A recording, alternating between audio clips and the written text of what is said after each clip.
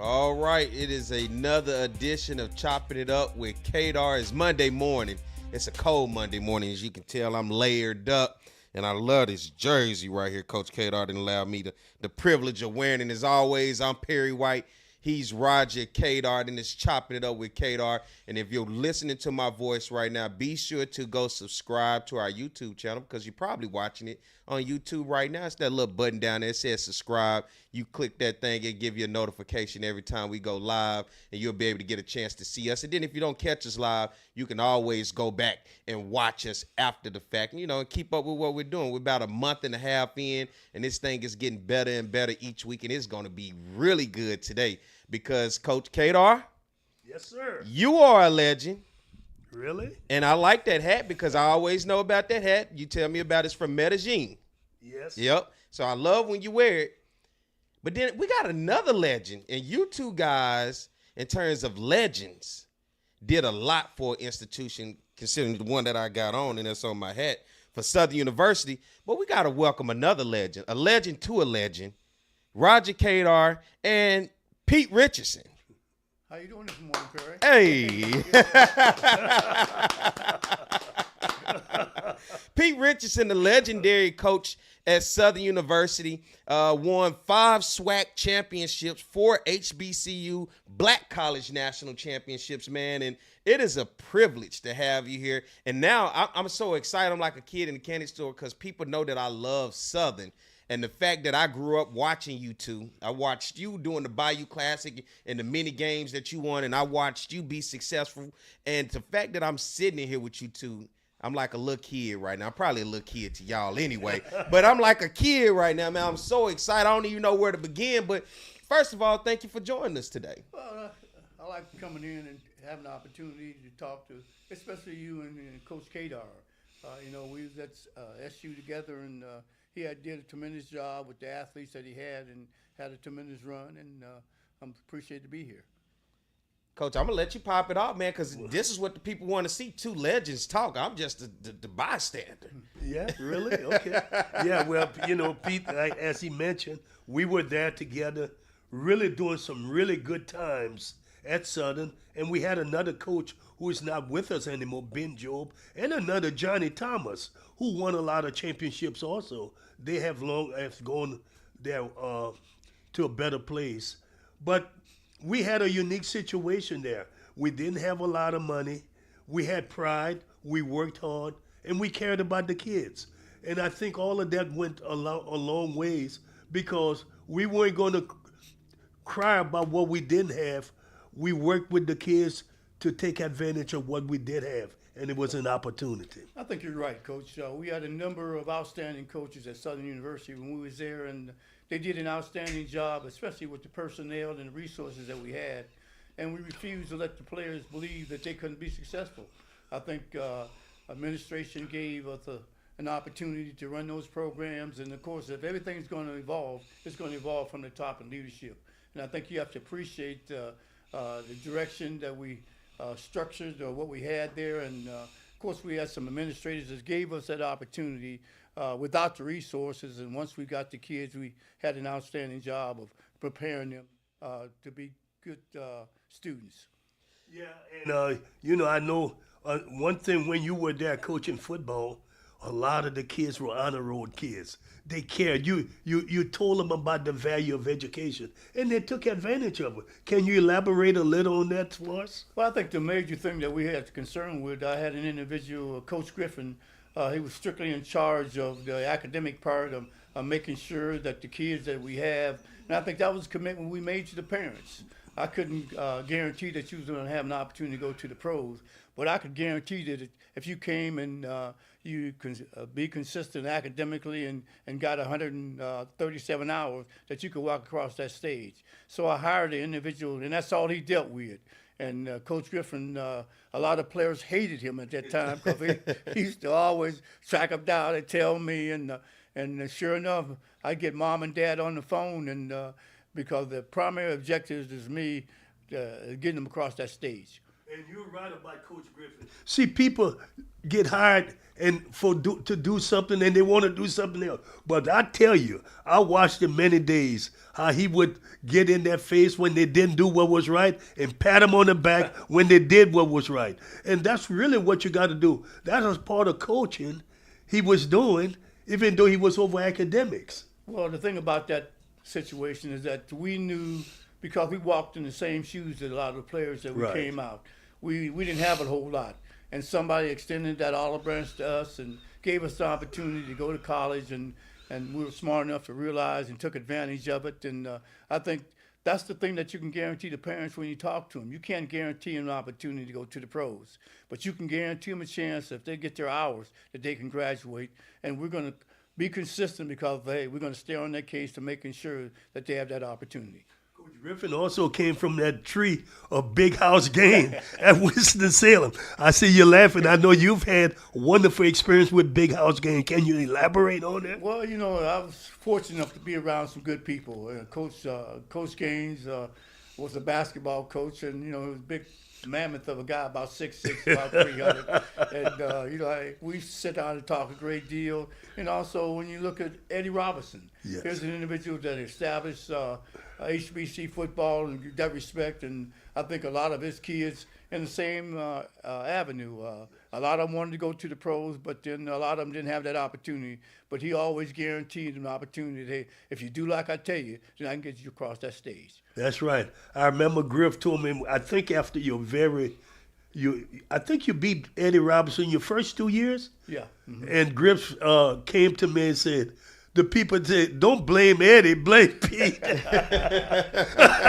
you know how fans are. They take it personal. You know what I'm saying? Well, you take it personal, especially against Grambling, and yes. Southern, and down in this area, a lot of alumni from both institutions went to school together, and a lot of their kids, some of them went to Grambling, some of them went to Southern. So it was a big rivalry, and really it's for bragging rights. It's a situation where, hey, we don't care you about the mother football games, but when that game come around, hey, we got to get on top on that one.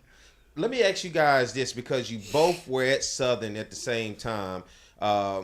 And you graduated from Southern, so you were kind of already a Southern guy. There's no kind of to it. You were a Southern guy. And you weren't a Southern guy. You were from the outside. But when you guys got together, of course, the resources, as you talked about, wasn't there. How hard was it for you guys to build your programs, but yet build it into successful programs and to being legends in which you are today? And whoever wants to go first. Well, Pete, you can go first. You're the guest. Well, I think the main thing we had to take a look at is project the kid 2 or 3 years down the road. Hopefully that you didn't get in a bind that you lost a lot of upperclassmen and this individual had to play. And I think I was telling him before the program, one of the biggest things I didn't see now is that institutions now don't want to wait around long. They want you to win right now. So, and that's one of the biggest changes I've seen. A lot of the athletes that's coming out of high school now are ready to play college football or baseball because of the type of high school programs they come out of.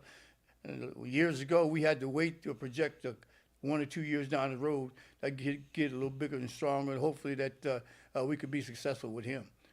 And I also think, too, Pete, the parents we dealt with back then understood we didn't have the enormous amount of resources.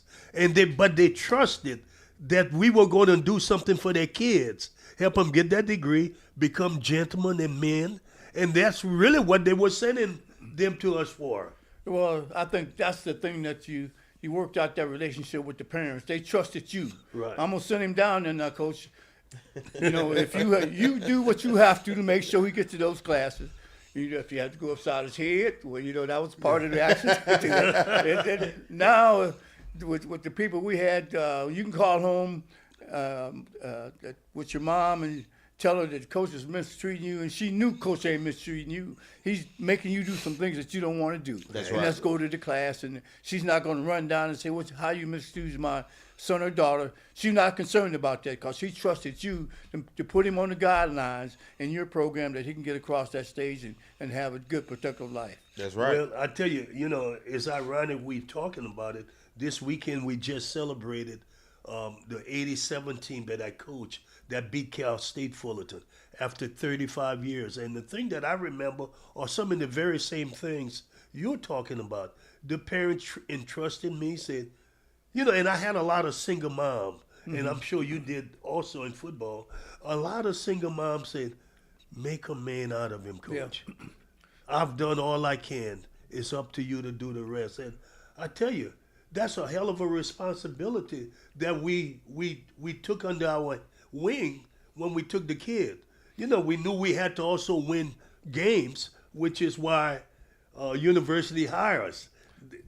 Back then they want you to win games, and we had to win games, but also do a complete thing with the kid. We had to develop them. We had to make them much better people to go into society. Well, I think you're right. You look at some of the players that we had, a lot of them were just immature at that time. And it wasn't a bad thing, they did devious things. And that part of it comes from maturity, and I think out of respect and trust that they had with mom, or a lot of moms, they didn't have a father. So really a lot of those kids you kind of had to adopt, put under your wing, and making sure that mom knew that you had already talked to her, and they don't just to call it mom because she's going to treat you the same way. So when you call her, hey, she coming down there for one thing, making sure that you're doing on the road as getting out of school and having a good, productive year.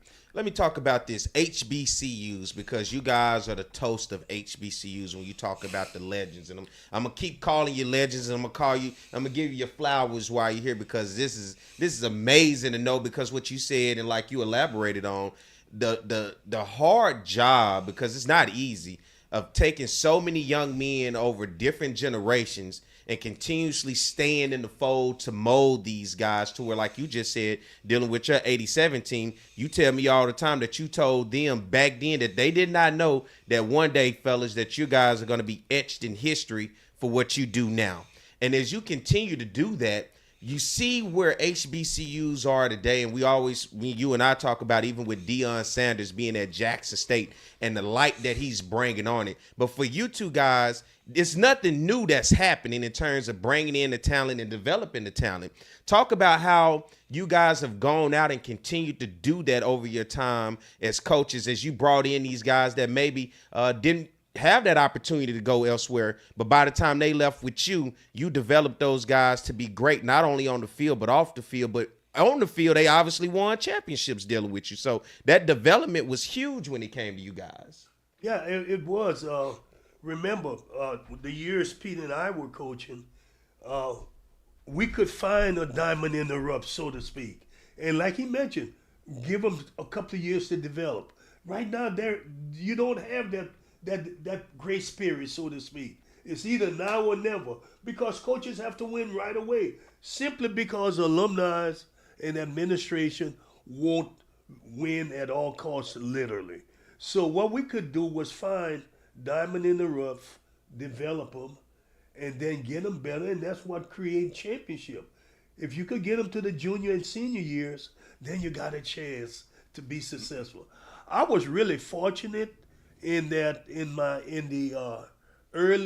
I had really good teams in the 80s and in the 90s. I really had really good teams. But something happened in the late 1999 and 2001. I was able to put my hand on 3 or 4 really great players that fell through the crack. Michael Woods, a local kid, Ricky Weeks, a kid out of Florida, DeJuan Day, a kid out of Jackson, Mississippi, and Fred Lewis, a kid out of Wigan, Mississippi.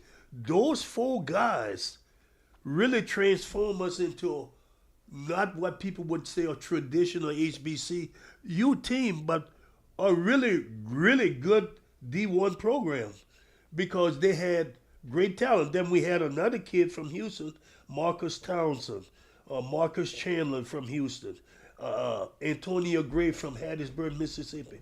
When we stuck those guys together, and Fernando Pueblo, don't want to forget him, we were a different team. That team in 2003, we did something that HBCU hadn't done in baseball. in that we were ranked 36 in the nation, which is really great. We had the second best winning percentage in Division One, and then we had Ricky Weeks, who won the College Player of the Year with the Golden Spikes Award, and was the second player taken in the draft. So those things probably not going to happen again because of the way things are and the way parents and kids are also. It's just different. They don't want to come to an HBCU if they got all the big boys pulling on them. And then that NAIL money, that's really the killer right there. You know, we just don't have alumni with deep pockets that can put money on the table or have the big businesses that they could hire those guys. What you think about that, Pete? Well, I think that when you look at the young athletes now, a lot of them are aspirations of going to the next level. Yes. And I think that's instilled in them, especially in basketball, because you realize right now with the number of basketball camps they have throughout the country, you know which ones can play by the time they get finished with high school. But a lot of times there's also some projective type individuals in that group that can be an outstanding athlete that maybe, she's staying at home, mom and dad, and or either most of the time didn't have a dad, he wasn't around, so you had to project him to coming in. I think that was one of the biggest gifts we had, and I could sit here and I was the greatest coach in the world. That's not true. I think you have to have some good assistants. Yes. And the primary thing they have to do, they have to be good teachers, because you have to realize that you have to go down and reach some of those kids on their level and bring them up to a point. And first of all, give them enough confidence, because a lot of them, because they've been told so long that they can't do and be successful, and that's not true.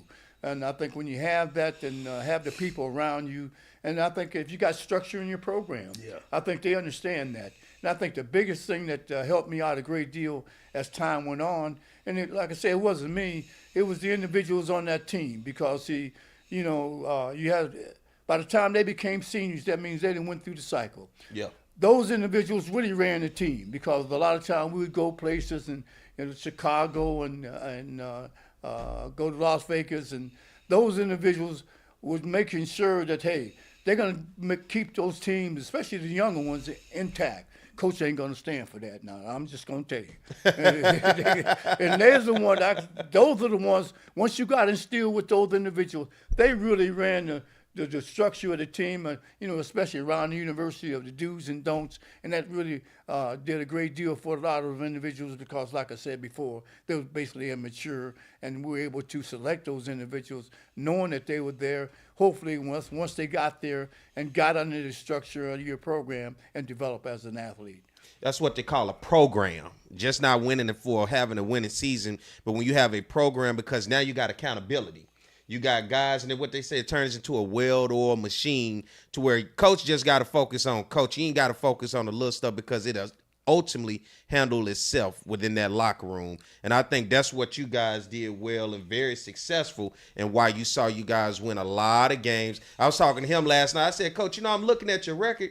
You almost won 1,000 games. Like, do you know how hard that is to get? He's like, I wasn't in it for the wins. I was in it for the young men, and that resonated with me, because I was, I probably would have tried to push for 1,000.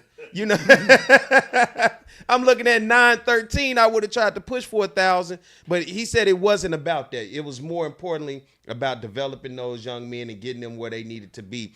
And what I want to ask you guys, when you talk about developing young men, and you just brought it up talking about the staff and having to have a supporting cast in terms of assistance, when you look at the administration at Southern during your time, did you guys get any pushback? Because I know you wanted to move your programs forward, but I know there were limitations. And I know sometimes when you're trying to, you may have a bigger vision for a program than somebody sitting in a position that ultimately could help you. For you guys, were there any pushback or any problems when you look at administration while you were at the university and while you had your programs rolling? Well, I think we had Dr. Spikes. I think that's all you have to say. Yeah. She was an individual that really supported athletics. Also, she was an individual, she'll tell you right away, she said, well, Coach, I don't know nothing about that. I'm going to handle the administrative part, and you handle the athletic part. You know, if you have any problems, which we got a lot of individuals, especially on the boards and stuff like that, she said, don't worry about them. I handle them. That's what she would tell you. And sure enough, we were able to get some student athletes. And the main thing she was concerned about, she said, Coach, making sure that they're on the right track as far as graduation, and that's all we got to worry about. I'm quite sure she was that away. Oh, yeah. And I had many more presidents than you. Right. I had, because, I was there and, but you know what? Pete is correct, Dr. Spikes. I want to tell a story because it deals with Pete. They wanted to hire the gunslinger from Mississippi Valley. Archie Cooley. Yeah. And Dr. Spikes wouldn't go for it. Mm-hmm. That's who she picked. And I heard the story because I think you had just lost to Southern in Shreveport the year before. Yeah. And a lot of people was like, well, why are we hiring the guy that we just beat? Goes to show you, the second man sometimes is the best man. And you young guys out there might be with a girlfriend. Yeah. The second girl might be the one. That's right. You're right about that. A lot of times, too, is that, it's always... especially with the young, like I said, immaturity, and a lot of times the best athlete is not the superstar, especially in high school, because, the newspapers make a lot of athletes coming out of high school, and they're really not the best because a lot of them are really not committed. Right. They don't, not sincere about it. And what you got to do is, I think we did a good job of finding those athletes and putting them on track. But the main thing more than anything else is to get that trust in your program and getting seniors on your team. Once you got in there, they handle a lot of the little things that really never got to you administratively because they handle that part of it. Let me talk about the new age of what coaching goes into because I consider you guys the old school, like you talked about, even with the discipline. The way that you guys disciplined back then will probably it probably won't fly today. But what you did was it was more than X's and the O's and winning the games. Like you said, it was developing young, immature guys into men that can go off into society. And 35 years later, when you go out on the field and they get honored, you feel proud to see what they have become and the families that they're raising now and the men that they are today. When you look at now coaching, you got social media. If a player don't like something in the program, it's not in the program. He goes to social media and complains about it to where everybody now knows what's going on in the program. When you talk about recruiting, you have to focus so much now on social media when you talk about recruiting, and then you factor in the transfer portal. What is coaching like for you to see it evolve into what it is today? So many components, social media as well as the transfer portal. Well, I think the transfer portal has really changed and revolutionized college football, or really high school football too, because you look at that and a player can instantly, if he don't like what's going on, then he can enter that portal and somebody will select him. Mm-hmm. But I think the main thing is that it helps out a lot of HBCs now because a lot of those kids that you couldn't get your hands on anyway. Now I'll go to a larger school and decide, well, hey, this ain't the place for me. Mm-hmm. And the only reason I went there is because the newspapers made me into all this and all that. And I mentioned the commitment. Now you can go in that portal. If you need an offensive tackle, there might be 100 of them in there that you can sit down. And I think that's the thing that's one of the changes you've seen. Not only do you need your full-time coaches, but you need a individual that's all he does is watch that transfer portal. Because there's going to be a time to add depth to your football team that you're going to be able to come up with some athletes that out of that portal that can help you out instantly. And I think and I think a dual set quarterback is really the biggest transition I've seen over a period of time. Because before, most of the athletes coming out of high school, were drop back type quarterbacks. But now if you don't have a dual set quarterback, you're not going to be able to win. And that's it. And that's what the biggest change I've seen in football on all levels. If you got that individual that can do that and control what you're trying to do, then you can be successful. And we look at LSU. They got the kid from Arizona State, the quarterback. Made the difference. Yeah. I mean, it's no way Coach Kelly would have been able to do that with the kids he had.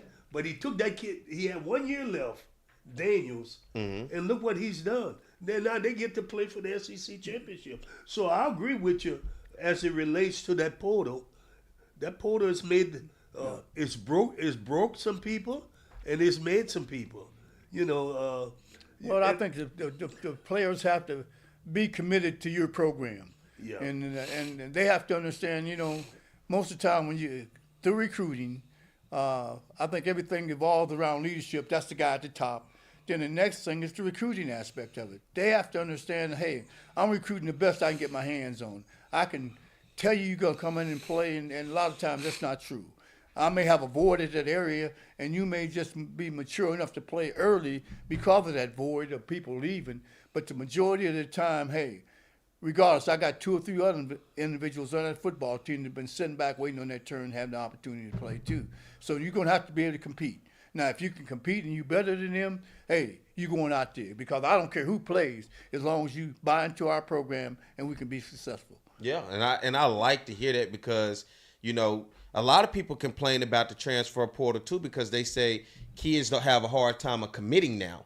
They'll go somewhere and figure out this not it, and then instead of sticking it out, nobody wants to fight for the position no more. If you're going to be second or third string and you just keep fighting hard to be able to be that starter one day. And you and I talked about it even with Southern when you look at the quarterback that played this past weekend, Glendon Bubba McDaniel. He's been a part of that program for about 4.5, 5 years. And in most instances, you would have saw a guy that probably would have transferred out or probably would have quit the team. But for him, stayed committed. But there are a lot of guys out there probably would not have been that committed, especially with the portal, and probably would have jumped out to go somewhere else. Well, I think you look at him, and he is committed to the program. I mean, he's chose Southern University not only as what type of football program they had, but what type of academic people that they have in there. Mm-hmm. And they're guaranteed him an opportunity with him and his parents. Hey, you come here, I can't guarantee you get out there, but if you come here at the end of 4 or 5 years, you make that commitment, you're going to be able to walk across that stage and graduate. Mm-hmm. Now, if you've done that for him and his family, that's all they can ask for. Now, if he has the opportunity, he wants to try that professional ranks, that's his choice. Yeah. You don't have a choice on that. And if you're good enough to play it, hey, they're going to let you know. But about 95% of the time, that ain't never going to happen. You can't tell him that because you don't want to crush nobody's dreams. Right. Give him that opportunity, but you can guarantee him that opportunity to walk across that stage to be successful in life. And I think that's one of the biggest appreciation that you have when you see some of the athletes that you have come back with him and his family and a good, productive citizen in the community, which they say, and that's all. You done your job as a coach, and that's all you can ask for. Was facilities ever hard for you guys when you go out and recruit? I know it's one thing to tell a parent, particularly a mom or a dad or anybody, that I can help develop this young man into a man. But when you look at today, facilities are everything for kids. How you present it, it's almost, I don't want to call it prima donna, but that's just a different level to kids today in terms of what they've been exposed to and what they see. But back then, was facilities ever a hard sell for you guys, being particularly at Southern, may not have the best facilities during that time when you guys were building these programs, but did that ever become a hard sell for you sometime? I had no facilities when I started. Mm-hmm. I mean, we practiced, and I think people, when you all weren't practicing on the practice football field, that's why we used it some of the time, right. Especially January, February. And we had to leave when March came around because they had spring football practice. Yeah. So facility wasn't, we wanted facility, we didn't have it. That was a big discussion this past weekend with this 87 team. Boy, what would we have done if we had this? We really would have been. And I said, I tried. Yeah. But because of bureaucracy and politics, it took me longer than it should have. Mm-hmm. But we got it done before I left. You know what I'm saying? Mm-hmm. I think the biggest thing that we were confronted with, we didn't have facilities. If we had them, they were very meager. And the opportunity of making sure that they understood that before they got there. This is not the place across the street or the largest schools. We don't have that. Yeah. Now, when you come here, don't expect that. Expect a good education. That's all we had to sell. I mean, if it was facilities, we wouldn't have had any programs because nobody would have made that choice. They were very meager. Hopefully that we were able to improve what we had, and the players understood that aspect, and we really never got off into those type of conversations because we saw that before they got there. Yeah. We didn't say we couldn't say that, okay, I'm gonna get you there and you're gonna have X, Y, and Z, because we couldn't sell that part because we didn't have it. Only thing we could sell is the opportunity. Now it's up to you to capitalize on guaranteeing what you can do, and that's to get you graduated and be a good, productive citizen. And we can do that for you.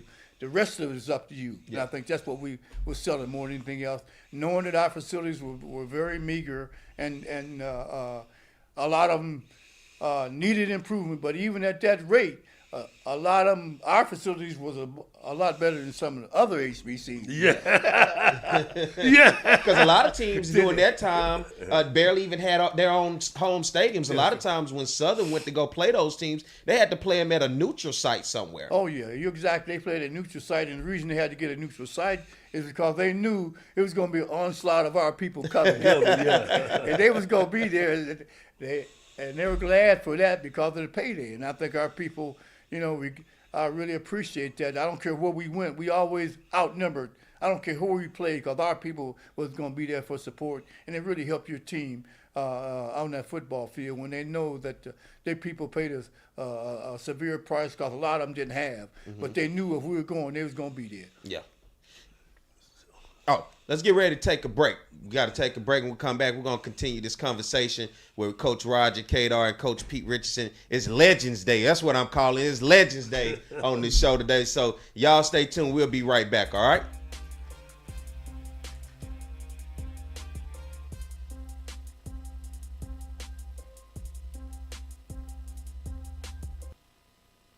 It is time to trade in your isolation for celebration, to break out and get away. And at Baton Rouge Metro Airport, you'll get away a lot quicker. BTR is way closer, more convenient, with easy parking, check-in that's a breeze, and non-stops and short hops to anywhere you want to go. So get back to your life and be quick about it. Baton Rouge Metro Airport. It's about time. FlyBTR.com. Have a passion? We've got the place. Gear up for where the rubber meets the mud, or stir up memories of a lifetime. Reach new heights. Gravitate towards something out of this world. Even travel back in time. You might like a little drama in your life, or get in touch with your inner nature lover. Release some pent-up energy while you're at it. There's plenty to do beyond the swing sets. BRAC, we're more than a playground. Hey, Coach Roger Cador here. There's something about teamwork that brings the best out in any business. When I need a tow, I call Roadrunner Towing. Roadrunner's 4 generations strong and homegrown right here in Baton Rouge. Thanks, Coach. There's no job too large or too small.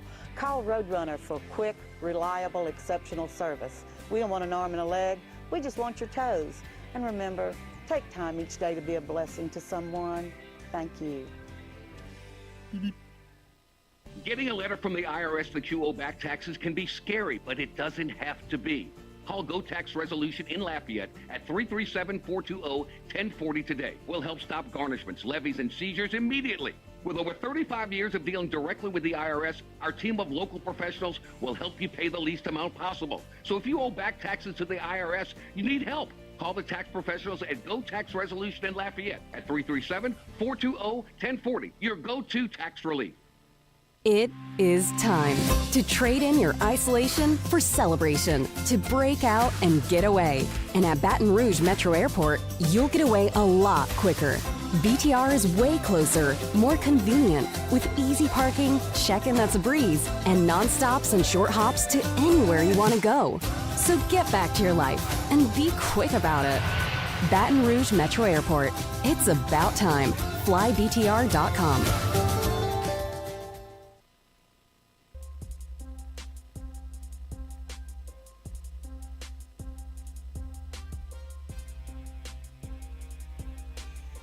All right, we're back with more of Chopping It Up with Cador. I'm Perry White. He's Roger Cador, and our very special guest, as you see him on my left-hand side, my man Pete Richardson, Coach Pete Richardson. It's Legends Day. I'm calling it Legends Day. I'm in the midst of championships and discipline. I don't even know what I might need to do some push-ups out this because I'm sure y'all looking at this kid need to get a little bit more weight on him.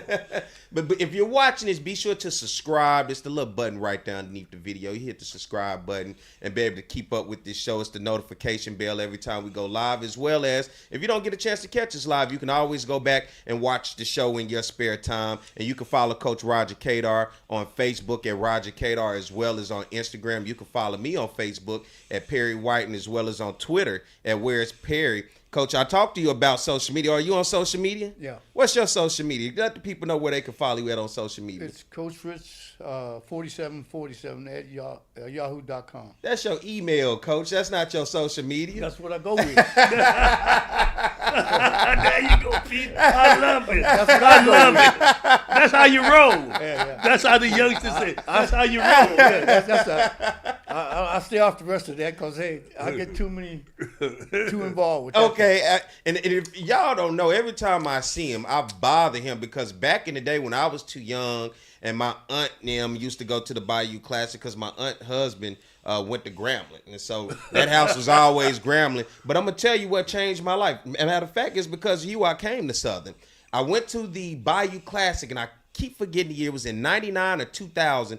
I just remember it was one of the most electric atmospheres I had ever been to. It was Southern versus Grambling down in New Orleans in the Superdome. And before then, we would always have to stay because they didn't want to deal with us in New Orleans. We were kids. We're not finna take y'all down there and have to worry about y'all. So we would sit at home with my cousins and watch the game. So I would watch you whoop up on Grambling and Eddie Robinson, and you be swagged out with your clothes, with your gear, which I want some of that gear, Coach. I want some of that gear now. I know you got it.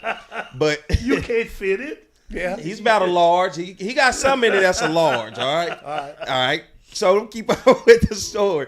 And I came to the Bayou Classic, and it was a great game. I just remember, I think there was an interception on a 2-point conversion play that was returned back, and it was 99 or 2000. I can't remember, but the place went crazy.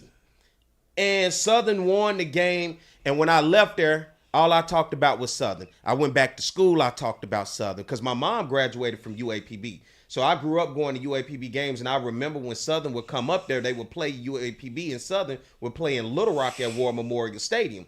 For always some great games at the time. Lee Harbin was the head coach at UAPB, and it was always great games. It was always nationally televised. BET would come up and televise the game. But that Bayou Classic did something to me. I came back, I bought all Southern gear, and from that point on, literally that game, watching Southern, that football game, was how I knew I was going to Southern. I didn't stop talking about Southern until I got here.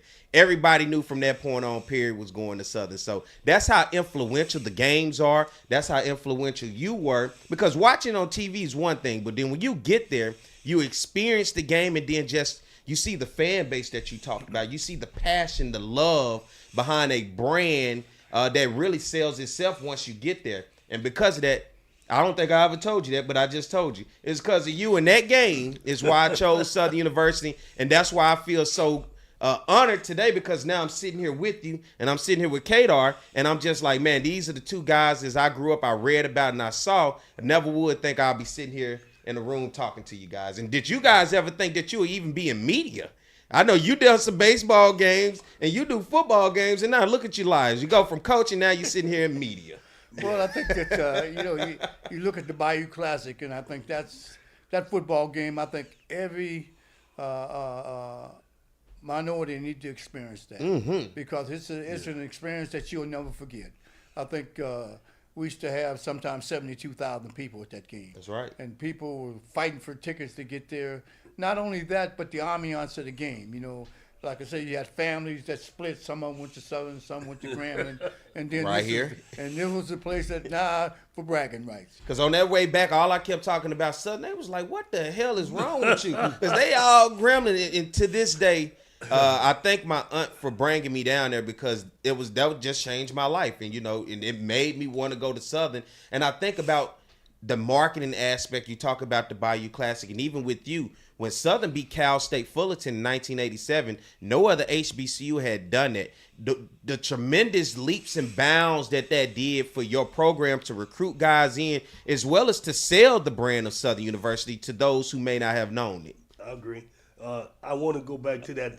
I think it was Sean Wallace that intercepted Yeah. that ball. I was thinking when you said it was a run, and I remember that. Uh-huh. That thing was so electric. It was. Because Sean was a hard-nosed little guy, Yeah, I think Sean is on the coaching staff out there. He is. Coaching, Yes, he is. Coaching the DB. Yeah, he Yeah.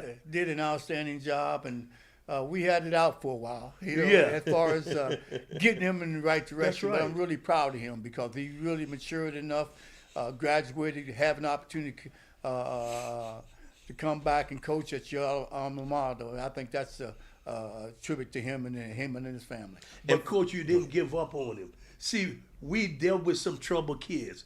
It ain't all of it wasn't his fault. You got me, it's his environment. But he made it to Southern, and it's up to us to sort of overlook some things in order to save him.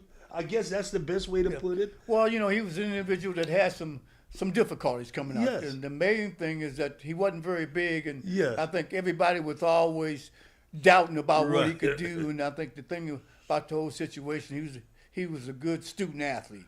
He always had some controversy going on, but I think he matured. You could see him mature as the time evolved, and I never thought that he would really get off into coaching. And because that wasn't him, because he wasn't going to get in no type of structured program. If you said right, he was going in there. But eventually he matured enough, and I'm really proud of him to have an opportunity to come back with him and the family, for him to be one of the coaches, because he understands the trials and tribulations he went through, especially from the New Orleans area. We had a lot of individuals from down in that area that did a good job for us. And most importantly, both of you guys played professional ball. You were baseball, you were football. Talk about your professional time, because, that was influential, too, because you got a background where you can help tell these kids what it's going to be like life after college, because some of you going to make it and some not. But for some of you that are going to make it, you know what it's like on that next level. Well, it is. I had never any intention of playing pro ball. It sort of happened. I went to college on a basketball scholarship. And there was a athletic director by the name of U.S. Dean Jones. We call him Dean Jones. And he remembered me from high school because I played against his son. And he said, Cador, you were a pretty good basketball player. I'm going to give you a scholarship. I've never heard him impersonate nobody. Normally, he's the one getting impersonated. I've never heard him impersonate somebody. But he gave me a basketball scholarship, and he told me you could play baseball the first year, but you have to play basketball the next year. And that's really what happened. I tried to get out of that basketball scholarship. They wouldn't let me off the hook, Pete. Back then, you had to play two. Harold Carmichael and I both played basketball, and Harold Carmichael played football. So because we were tall, I guess, and I got lucky. I wasn't a very good baseball player, but I kept getting better. That third and fourth year made a difference in my life. By the time I was a junior, I really got to be pretty good. Then I got to be a senior, and everybody coming to see me. And so I got drafted. But I learned a lot. I learned a lot because not just physically, but mentally, I started being able to figure things out. That was something else I needed to do. And I met the right lady who eventually became my wife. And she said, if we're going to get married, you might want to look at something else. And she convinced me to. Came back to Southern, got a master's degree. And we were going back to Greenville, South Carolina, packing the car, when a coach by the name of Carl Stood came and said, hey, I just fired 2 guys to hire you, and you're going to outwork both of them. It was incredible that he said that, and she said, well, maybe you can stay 2 years. This was May of 1980. She said, maybe we can stay 2 years, and then we'll go to South Carolina. Well, 2 years became 40. Wow. And, just like Pete, unfortunately, I lost my wife. Pete lost his wife. And those things happen because wives makes a big difference in coach's life, because they see all of our strong point and our weaknesses, and they could tell it to us to help us. You got me? And Pete is laughing, so Pete, you can elaborate. Well, we had an opportunity to play in the professional ranks, and both of us, and I think that's an experience. I think everybody, if you have an opportunity and you have to be able to play, do it, because you get a chance to see some things and go some places that you've never been, and also the type of resources that you're able to get now. Even when we played, you could say we made a lot of money, but it's not anything comparable to what they're making now. Yeah. And so now you also realize that, hey, it's just a time, even if you had the opportunity to play in the pros, your years are numbered because of injuries and better players coming along and bigger and stronger.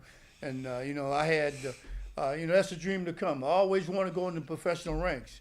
But you look at the aspect, and I had that because I had two uncles. One played with the St. Louis Cardinals. And one played with the New York Giants. So I knew that there was a possibility, but when you're 162 pounds, you got to consider, well, maybe that ain't the place for you. But hopefully I got a little bigger and stronger, had the opportunity to go up and play for 3 years until I messed my knee up. Then I went back. During that time, it gave me an opportunity to go back to school and get my master's degree, which I probably couldn't afford to pay for that without having that opportunity of playing for 2 or 3 years in the pros. I did that. Then it gave me an opportunity to get that master's degree, then go back and do some things that I like to do, and that was coach. And I got involved with some individuals that I knew, got off into the coaching thing because I think one of the high school coaches died that I used to, and they asked me to take part, and then the rest of that is history. Being involved with those individuals and giving them an opportunity to go out and kind of fulfill their dreams. And if they are able to do it academically, then now it's on you. What was it like for you to even get started in football? Who was influential to even get you started at a young age? Well, I wasn't really that big, and I told my mom that everybody in my community was playing football or basketball. Mm-hmm. I couldn't play basketball because I couldn't half shoot. So they told me, okay, well, I said I'm gonna try football. Then I went out there. We had in the Youngstown area, we had excellent high school Pop Warner leagues. Mm-hmm. So I played in the Pop Warners in the park, and then I went through high school. Then all of a sudden the door began to open to me because I had an opportunity, because of fundamentally that I'd been involved with the program. But when you look at that, when I first started, I think I messed my knee up or something, and I was going to quit. My mama told me, you're not quitting, you're going back out there. Because you already told me this is what you want to do. So, hey. So I had an opportunity, and I had some uncles that was involved professional ranks, and then had an opportunity to get a little bigger and stronger, and then had an opportunity to go to college and having an opportunity to go to the pros to play a couple years. And I think knowing that because of the type of athletes that are involved with that it was just a matter of time because I was going to have to be able to do something else. Talk about, for you, coaching, and I know you probably don't want to single out, who was perhaps the greatest athlete that you can remember all the way around that you were able to coach? I got you with that one, huh? Well, I had an individual at the other school named Derek Beasley. Was that at Winston-Salem? Yeah. Okay. He was a safety that I had. In fact, he came from Chicago. No, he came from Detroit. Alumni called me up in Detroit that they had an excellent player I needed to take a look at. Mm-hmm. Well, I went up to Detroit, and sure enough, he was on the basketball court. Okay. I was talking to the guy they told me to talk to, but he wasn't the guy that I was interested in. Oh, you saw somebody else. Derek Beasley. I saw Derek Beasley. I said, well, he's about 6'2", about 205 pounds, senior. Uh-huh. He thought he was a basketball player. So I met him, and I brought him down for a recruiting trip, and sure enough, me and his mom got together because you're talking about the trust factor and being away from home. And so she gave him to me. Yeah, Detroit all the way to Winston-Salem, man. Because she said, okay, well, I'm going to send him down there to you, coach, to get him out of the big city because she thought that was the country. Yeah. So basically, he was probably about the best one I had. He was a second-round draft choice by the New England Patriots. Really? Oh, yeah, he was that good. I mean, he developed and graduated, and I think he played 2 years for them, and all of a sudden the season was over. He went back to Detroit, and he was training on the stadium steps in his high school, slipped and severed his Achilles tendon in his career. It was all over. It was over. Wow. And he was probably about the best kid I ever had as an athlete because he had the size. He was a second-round draft choice, speed and everything, and he had it going for him. And there you go again. You know, it ain't guaranteed for you. That's it. You can have all the attributes of the size, the weight, the speed, but if unfortunately something happened to you, you still got to be able to take care of you and your family for the rest of your life. And sure enough, he did. And I throw that question to you. You got to give me who's your. I know you may not like that question either, but the best athlete that you feel that came under your tenure, just overall. Well, he never played for me. Really? Yeah, I had a kid from East St. Louis, Illinois. That's a rough place. DeMar Loesch was his name. I'm going to tell you what, his mother and her boyfriend drove him from East St. Louis down here in one of those Toyota truck with the straight seat where they didn't have a back seat. Mm-hmm. It was just one of those. Yeah, just the front. Two-door just. Trucks. Yeah, I know exactly what you're talking about. 3 of them. They drove all the way down here. What an athlete. And unfortunate. I almost ran half of my team off because he was a kid. The grades weren't that good. And, you know, you had to fight to get him in school with financial aid. Pete knows, he knows exactly what I'm saying. Mm-hmm. Well, we will get into the, what's that holiday in early September? Labor Day. Mm-hmm. You know, so we had Monday off, and I told him, I said, listen, Tuesday we'll be able to get you in school. Mm-hmm. We got everything right. Well, my nephew was one of those guys on the team, and they let that boy leave. I was so hurt because they let him leave on Sunday. He would have gotten in school on Tuesday. But you see, he couldn't see the light, the trees for the forest. But he was the greatest athlete I had. What's his name again? Delo Loesch. Loesch was his last name. Greatest athlete. Delo Pitts. I'm sorry. Pitts. Pitts. Mm-hmm. Deloach Pitts. Oh, my goodness. Oh, my goodness. And this is just tragic because he's probably dead in East St. Louis, Illinois now. Yeah, because that's a tough place. It's one of the most dangerous places in America. And that's what I was doing because I was trying to get him out of there.